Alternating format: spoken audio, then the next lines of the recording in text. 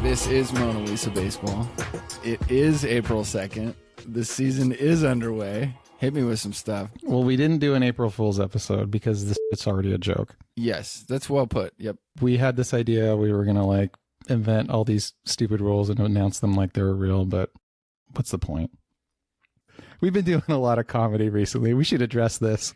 You know, I hear a lot of people say, you guys are laughing, you're not taking this seriously. Not taking this seriously. It's a coping mechanism. Making jokes about this stuff is how we're dealing. It's often really hard for me to read articles that say how great the pitch clock is because you only are really getting those right now. If I scan for 10 minutes, I might see 10 baseball stories, and half of them are about individual players or whatever, contracts signed or injuries. And the other half is how great the pitch clock is. Oh, yeah, it's so great. And yeah, so, I mean, they're piling it on. This is something that I anticipated.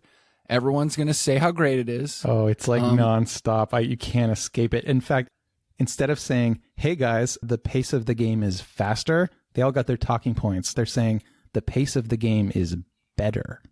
Better. Exactly. Better. Not faster. It's better, you guys. Yeah.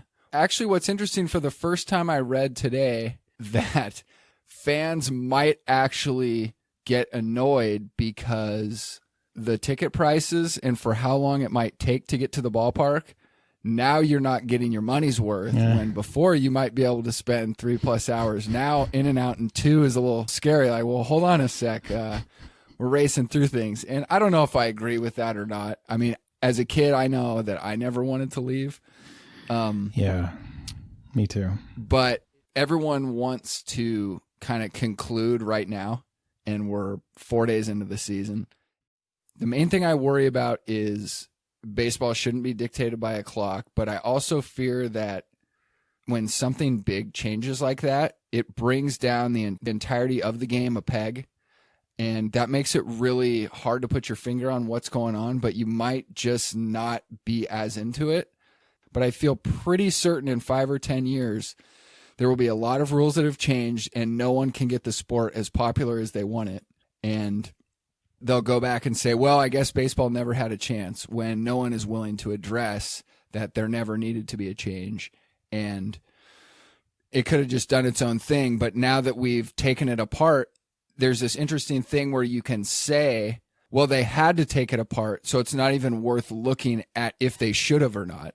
It's just, well, obviously baseball needed fixing. 303 is too long. They had to fix it. It was too long. I've been wanting to talk to you about this. Rob Manfred went on a CBS morning show, and this needs to be addressed because Rob Manfred's media tour, opening day media tour, yeah. Everybody who listens to this show, watch that interview because it's only 5 minutes.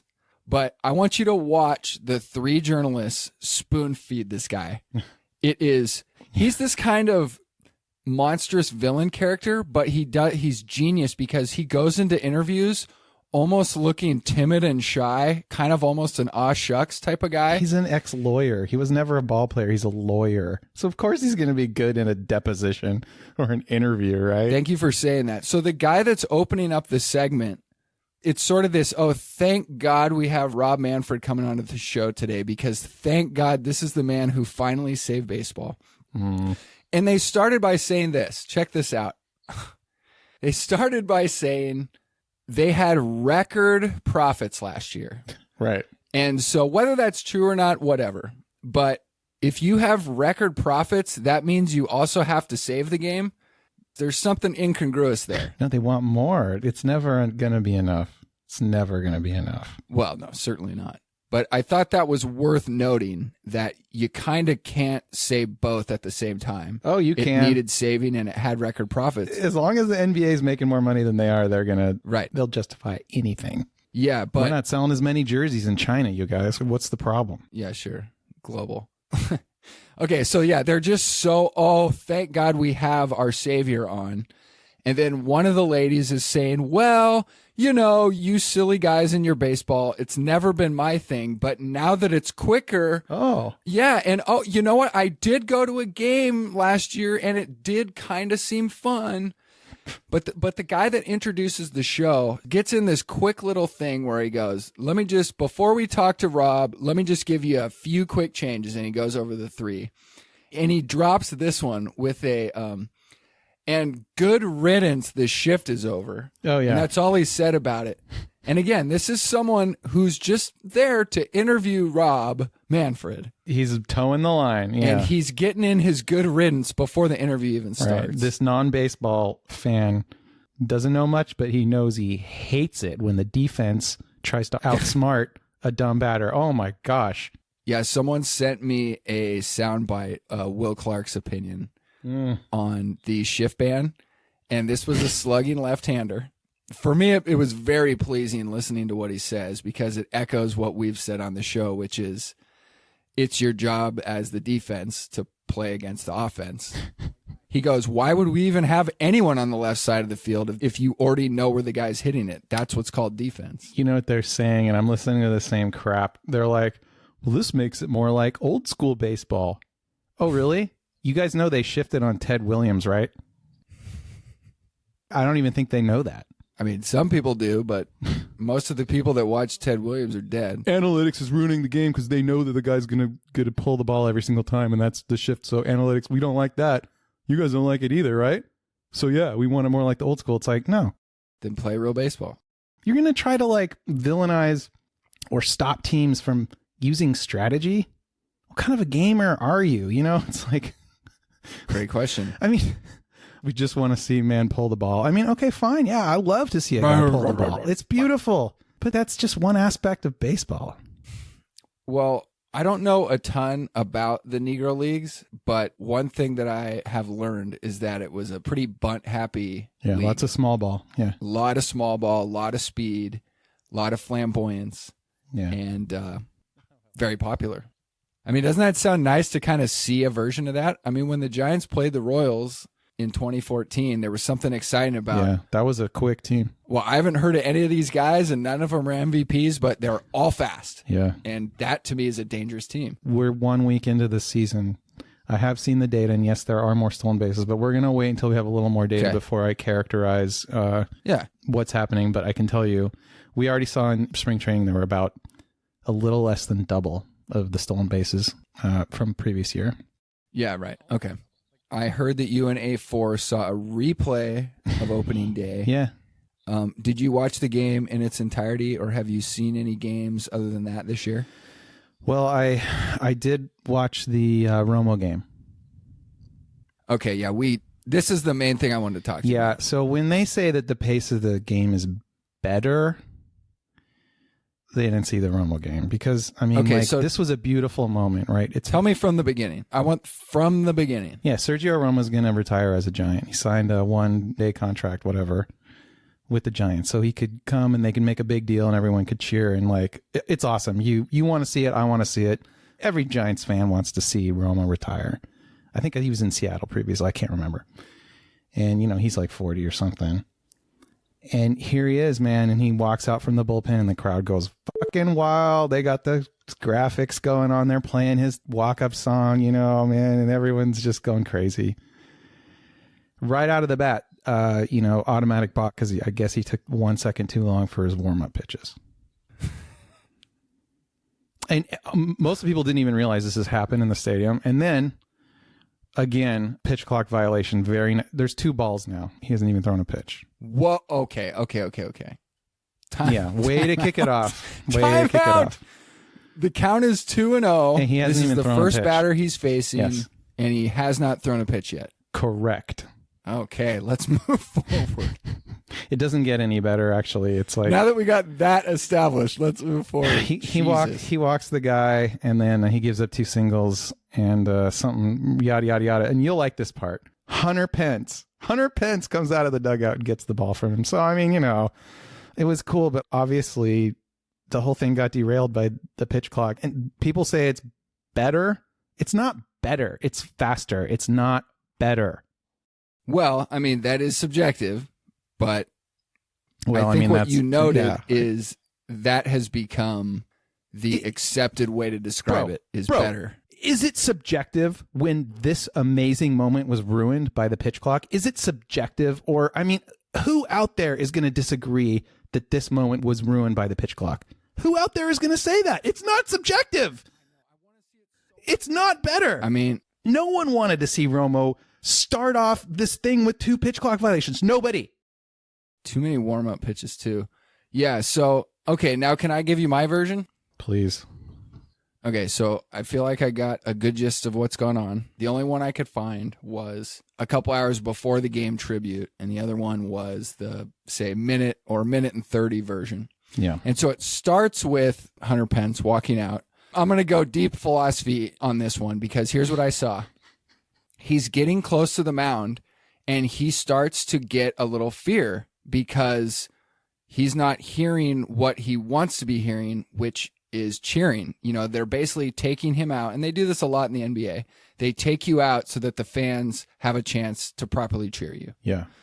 They want the spotlight directly on the player, so they do the pitching change. But before he gets to Romo, he's pissed because it's not loud enough. So he starts to wave his arms where you do the like, get up, let's go. Right. I don't blame him for doing that because I probably would have done the same thing in his shoes. But think how much that cheapens Sergio's moment when someone's telling the audience. It's like having the clap your hands when you go to see Jay Leno or something. He's the hype man. You know, the hype man, letting them know. And I got to say, and this is happening in all sports. And again, it's a thumbs down for me because I think it takes down on the sacredness. But this was a perfectly set up TV moment where they had their cameraman walking right next to Hunter Pence as he's walking out. And then they keep it really close to Sergio, so much so that he walks up to the dugout and him and Kapler do a hug at the top step of the dugout. Like, what do they even know each other? And all I could think was, this shit is contrived as hell. I know. You know, this isn't your Lou Gehrig moment. I'm not going to say Sergio was that, but it's this idea that baseball is for television. Yeah. Bear with me for a sec because this is what's happening in golf. Okay. When there's a golfer that's about to win a tournament and they're on their very last hole and they hit their shot from the fairway and it lands on the green and it's pretty much a foregone conclusion they're going to win, it's very known that this is the player's walk. So for the next 30 seconds to a minute, they're walking towards the green, which is where the crowd is. And as they're getting closer, it starts getting louder and louder and more cheers and more cheers and more cheers. So the people are cheering for the player and the caddy that are walking towards them. Yeah. This moment has gotten ruined because television decided you get such a cool view of the golfer if there's a cameraman standing right in front of him. Oh. So the golfer doesn't even get to walk towards the crowd and get the cheers from the crowd in the same way. There's now a cameraman standing in between the two. Yeah. Which is not the same moment. And you can see the players. You can see them trying to not look at the camera. Well, and so this is followed with every sport. And now when I watched it with Sergio, when I watched how Hunter Pence reacted, all I could think was, why can't it just be a moment? Why do they have to pre-plan it? Why do they have to tell the fans what to do? Because I started to think, are the new fans of the Giants even fit? Do they even know who this guy is? Do they even know why they're supposed to cheer? Yeah. Well, I got the answer. I know exactly what happened. This is easy. The fans wanted to see him pitch more than 3 batters, but that's all he was going to get because that's the minimum. Oh, okay. I didn't even think of that. He faced 3 and they pulled him. He faced the minimum. He didn't want to go out, though. Well, he didn't get an out. He did not expect to be pulled. Go back and look at it and look at his face. It's kind of like, Hunter, please turn around. Like, Hunter, please. They show his face for long enough.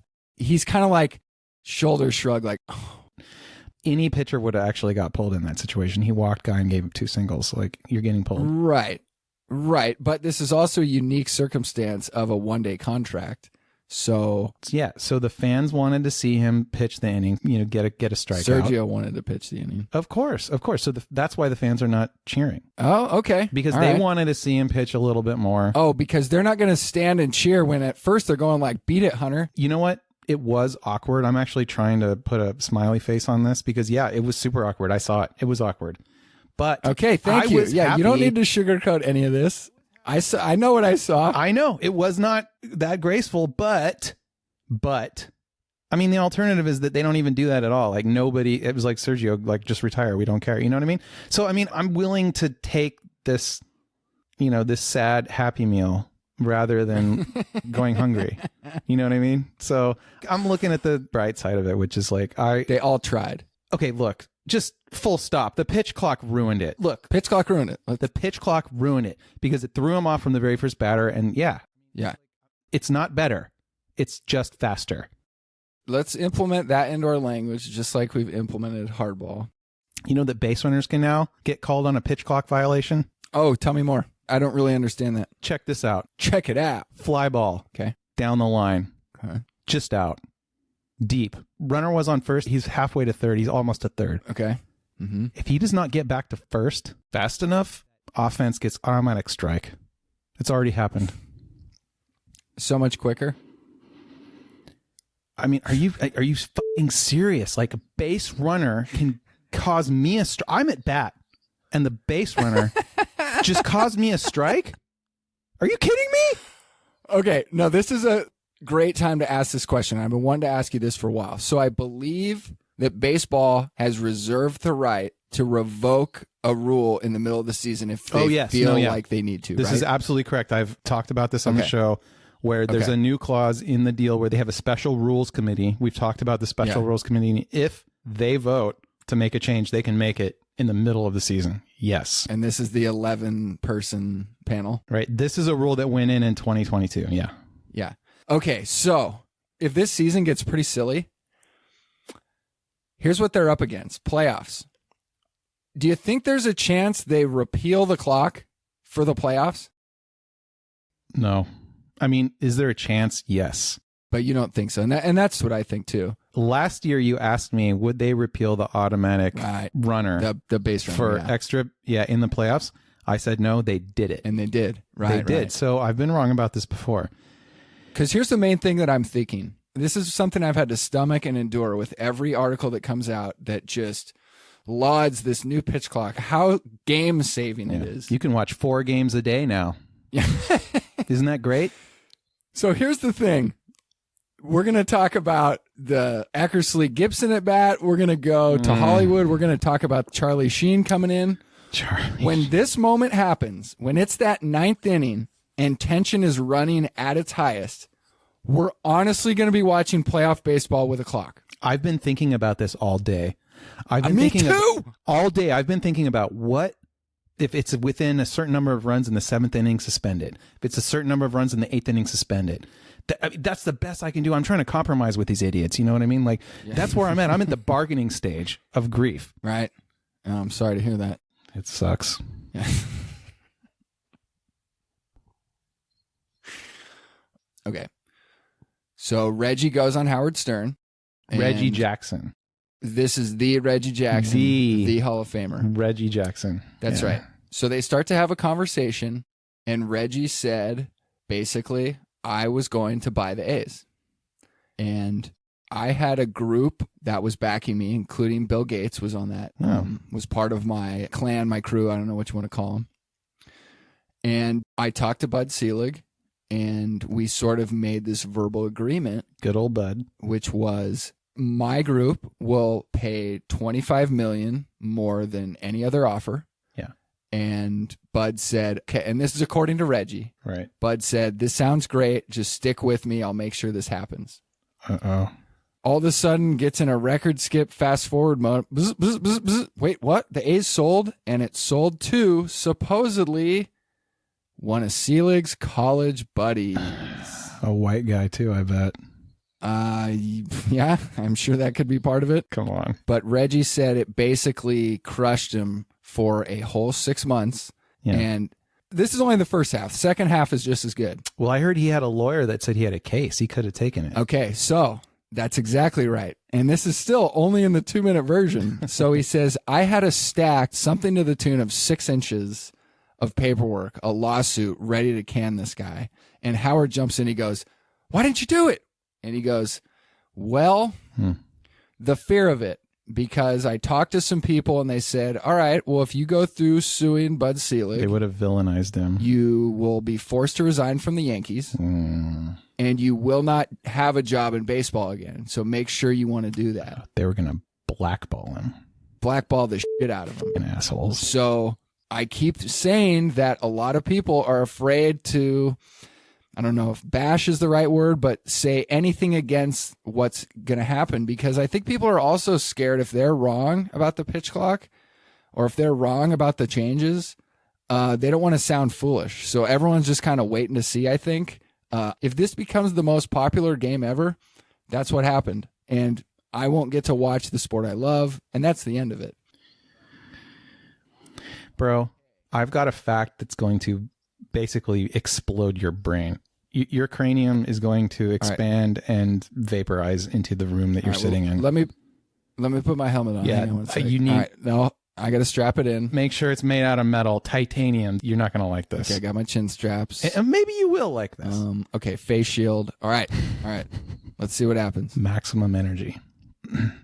Some pitchers are now working slower because of the pitch clock. Oh, right. Because they wait until the pitch clock winds down so that the batter can't call time. To fidget, yeah. Good job, MLB. Great job. Well, my head's intact. Doesn't surprise me. I survived. Hold on. Did I say it correctly? Pitchers are pitching slower because of the pitch clock. Some pitchers. Right. So are you aware of the umpire that called a really bad college third strike and then he got disciplined later and it ended the game? Are you familiar with any of this? I've seen a number of examples of umpires who just want the game to end and they call like a bunch of bad calls in the final of 2 at-bats. You know, I've seen so many videos of that. Okay. I think the last one that I saw, like I read the comments and it's like, yeah, this guy's never going to ump again. But you know what? He probably just had to pee. No, I know exactly what happened, and I haven't heard anyone talk about this, so what a perfect chance to bring it up. Yeah, the guy gets called out on strikes, and the third strike called it's nowhere near a strike. It's literally the worst call I've ever seen in terms of what I would call a ball or a strike. This was clearly a ball, and it was a strike. But this is what no one's talking about. The pitch before it was a curveball at the knees.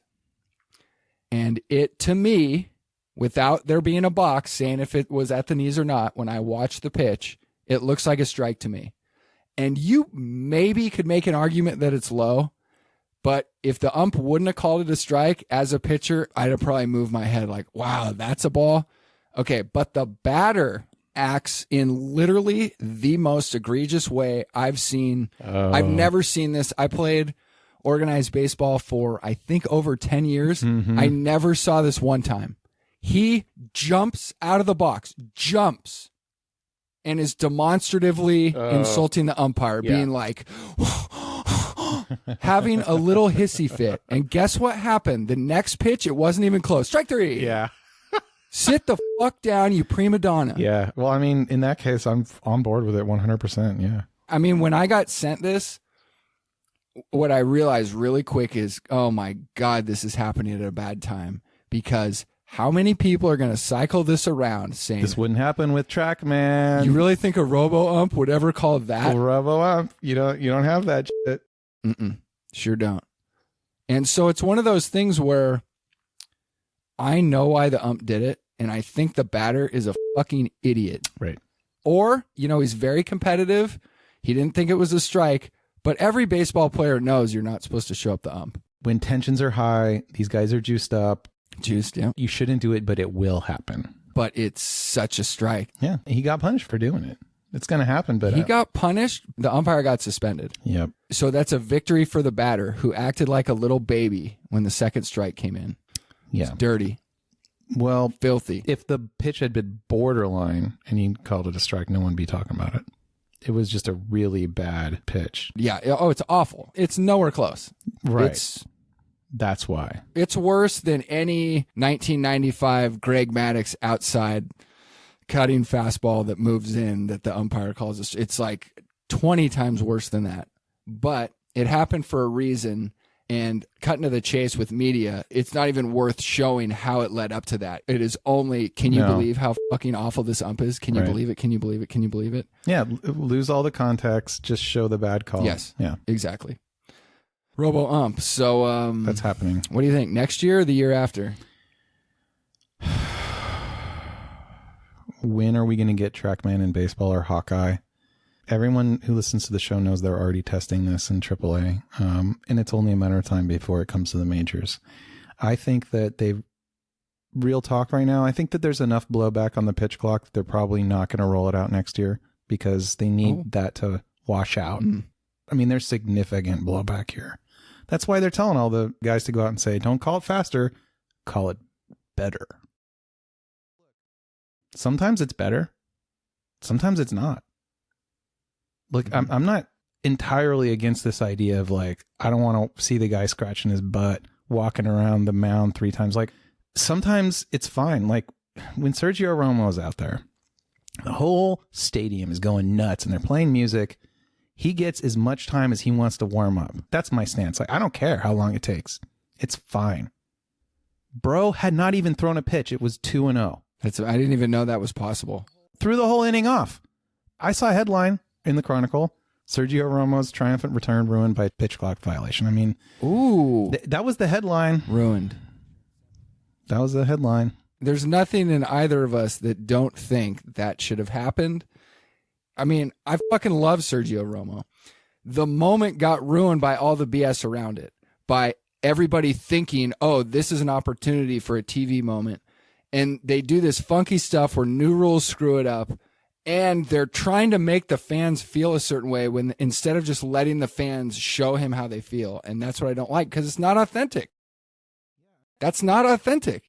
I can't hate on anyone. Like, he's like, hey, crowd, get on their feet. Like, let's cheer. But the crowd is like, we want to see him get a strikeout. That's what that's what I would have. Yeah, no, it's really interesting. The Giants were already losing. It was a lost cause anyway. So why pull him? Like, really? Who cares? It's an exhibition game. Leave him in. What are we playing sabermetrics now? In an exhibition game? So were you buying the top step dugout hug in front of the camera?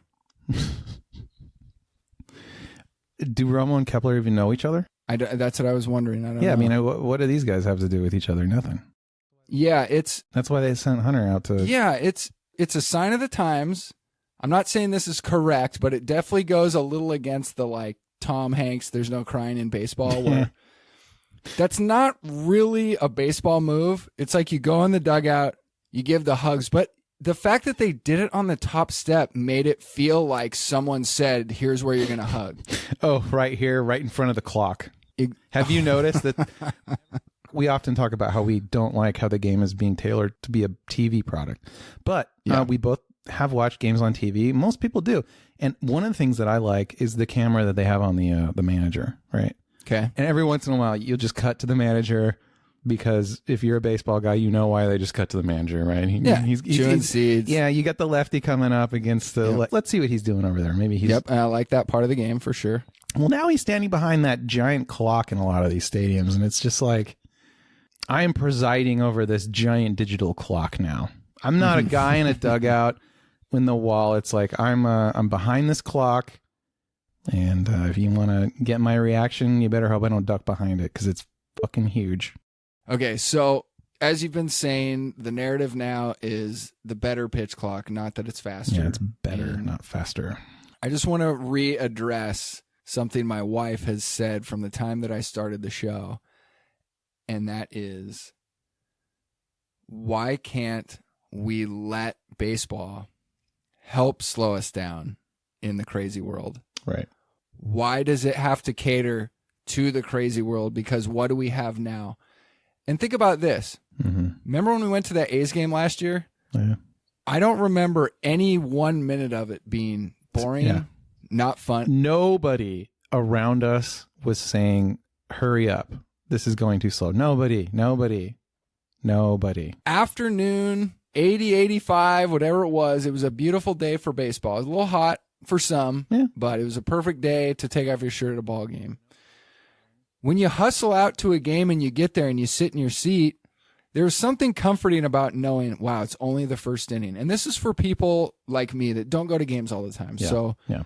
you understand how a journalist or a coach could get tired of the, ball scratching, as you mentioned. But again, for me, I've always wanted it where if people are clearly being slow to want things to revolve around them, give them some chin music. We've talked about the prisoner's limb and why when you're at bat, you will take time, even though you know it's not good for the league. Yeah. Right. It's one of those things that it's hard to get to the heart of the matter, but if we used baseball to help us as a society, we never would have had to change anything. But now we won't have baseball to help slow ourselves down. And now we have to look to what? Chess? So I watched a catcher get interviewed, and he's talking about the pitch clock. And I wrote down this quote that he said, and I really absorbed what he was saying, but I think it distills down to this. He said, "There's not as much time to think." Yeah. So we're not thinking in baseball. Ooh, that's a lot to give up. My favorite thing about baseball is outsmarting your opponent. Right. So yeah, we're not thinking as much. That's from a catcher, major league ball player. I don't have as much time to think. Maybe that's good. Maybe he'll learn to think faster. I don't know, but it makes you think that it will be less of a product. I've heard a lot of journalists. We're talking about journalists and how they're really towing the line, it seems, these days. These guys are all saying, hey, you guys, can the pitch clock fix baseball? Yes. Fix it. Oh, I see that all the time. Because it's broken. Mm-hmm. Well, guess what? Mm-hmm. It's not broken, y'all. It was never broken. It was just fine. Yeah. Profits are at their highest and the sport at its healthiest are not the same. But I have a really hard time believing that if profits are at an all-time high, you have to fix to save it. It's going to be really interesting because in the article I read today, they said the same thing, which is they've basically opened the door for the people that didn't used to want to watch a slow sport. Yeah, they're going to fucking bum rush the sport. Is that what we actually think is going to happen? The gamblers love this shit. Did you know? They love it. The gamblers are on cloud nine right now. Because let me try to think of the main reasons. Well, number one, I've just said it, 4 games a day, no overlap. Yep. Yeah. Okay. Yep. I guess any sort of extra predictability, and I don't know if that's true or not, but gamblers hate the shift because they're like, I got this guy. I'm betting on this guy to be the guy to hit a double. I'm on this team because of this slugger. I think he's going to have a good day. Bats into the shift. And the defense is cheating. What the fuck? I want my money back. You know what I mean? Yeah, I do. And it's like, oh, analytics. No, we don't like analytics. Like, we don't like it either. But again, they shifted on Ted Williams, you guys. The thing that I keep going back to is baseball is going to be at its absolute healthiest when people want to go to the ballpark. Yeah. And if things start shifting towards a TV sport, it's not going to work. We've already shifted completely in that. I mean, it's like the shift is complete. Yeah, it's not going to work.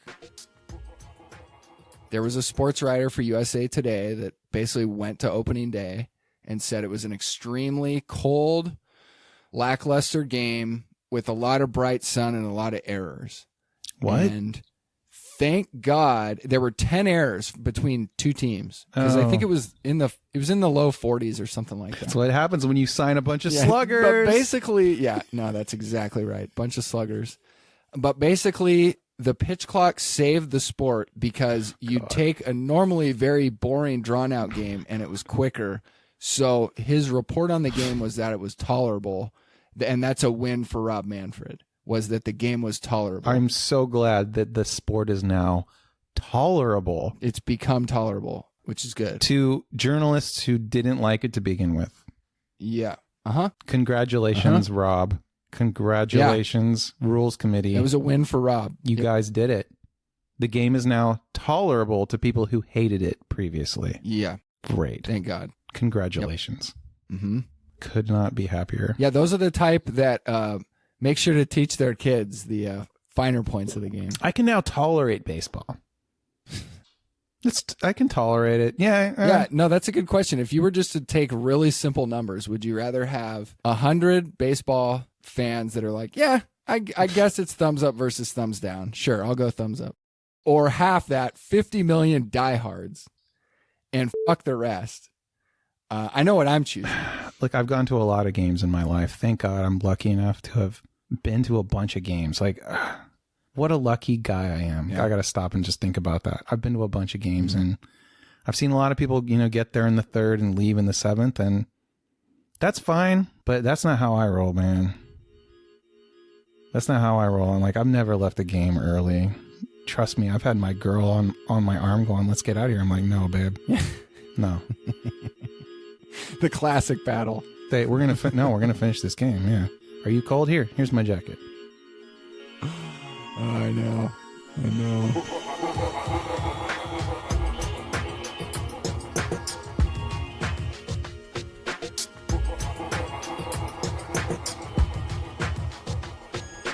Piling it on.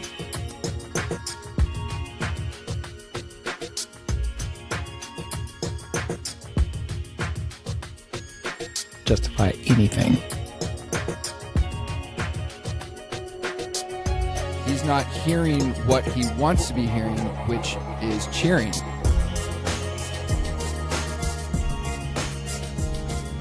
Better, not faster. It's better, you guys.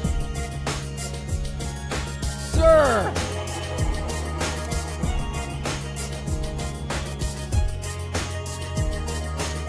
Some questions are just not worth answering.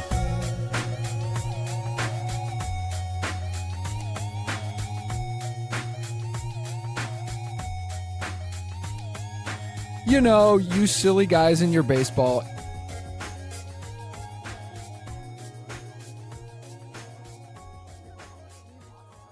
Blow back against the pitch clock. Look, just watch footage of people at the park. There's booing.